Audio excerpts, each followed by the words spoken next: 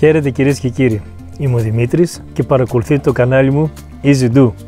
Αυτή τη φορά θα προσπαθήσουμε να βγάλουμε ένα δέντρο από το σπόρο του, ένα πανέμορφο δέντρο, τη μανόλια, με τα υπέροχα τεράστια άνθη της.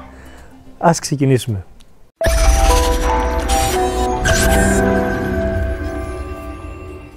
Φυσικά αυτό που θα χρειαστεί είναι να συλλέξουμε τους σπόρους. Τους σπόρους θα σας δείξω από αυτόν εδώ τον καρπό πώς βγαίνουνε. Αυτό εδώ συγκεκριμένα είναι ένα πολύ καλό παράδειγμα, γιατί είναι το μισό, όπως το βλέπετε εδώ πέρα, έτοιμο, κλειστό, και μετά από λίγο καιρό γίνεται έτσι και βγάζει αυτούς εδώ τους κόκκινους σπόρους. Μέσα κρύβεται ο σπόρος. Και αν περάσει αρκετός καιρός, κοιτάξτε πώς γίνεται. Τα βλέπετε? Είναι έτοιμα να πέσουν όλα. Τώρα ας δούμε καλύτερα από κοντά πώς γίνεται η διαδικασία. Και κοιτάξτε πόσο απλή είναι η διαδικασία. Να σας δείξω ακόμα μια φορά γιατί πραγματικά αξίζει αυτός εδώ ο καρπός, γιατί είναι μισός-μισός. Έτσι είναι κλειστό όταν είναι το άθος, μετά έρχεται, κλείνει και γίνεται αυτός ο καρπός, ας το πούμε συσσαγωγικά. Και όταν περνάει ο καιρός, βγαίνουν αυτοί οι κόκκινοι σπόροι.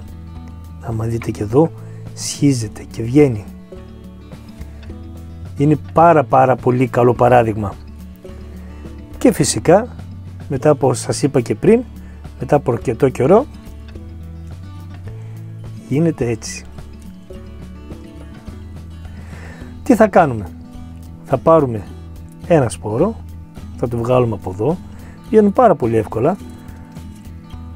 Κοιτάξτε, πέφτουν όλα κάτω. Άμα τα τραβήξετε λίγο, όλα πέφτουν.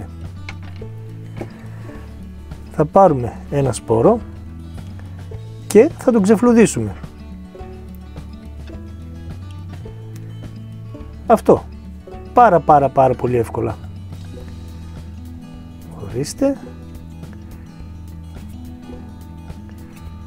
Έτσι, λίγο με τον ήχη να το κάνετε. Βγαίνει. Και αυτός εδώ είναι ο σπόρος.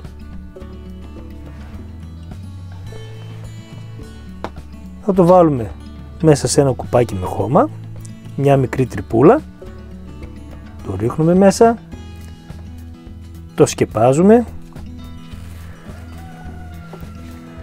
το ποτίζουμε καλά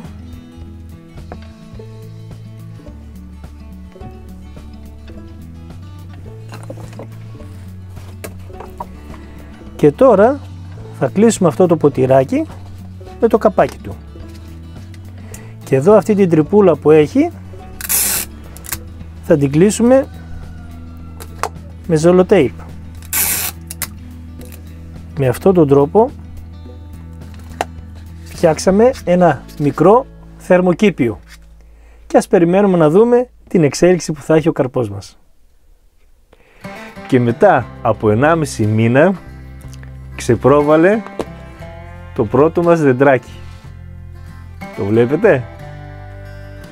Από εδώ και μετά αφαιρούμε το καπάκι και θα το έχουμε μέσα σε εσωτερικό χώρο ακόμα μέχρι να δυναμώσει λίγο παραπάνω. Ας δούμε τη συνέχεια. Και μετά από 40 ημέρες κοιτάξτε το δεντράκι μας. Το θαύμα έχει αρχίσει. Είναι ένα δέντρο με αρκετά αργή ανάπτυξη. Όταν το ξεκινάτε από το σπόρο μπορεί να πάρει 8 με 10 χρόνια να βγάλει το πρώτο μεγάλο του άνθος. Δεν πειράζει όμως, εσάς θα σας φαίνονται διαμάντια, γιατί όταν ξεκινάς από το σπόρο και φτάνεις σε ένα τόσο πανέμορφο δέντρο με τόσο υπέροχα άνθη, η ικανοποίηση είναι απερίγραπτη.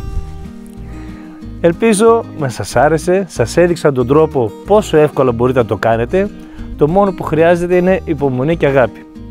Σας χαιρετώ.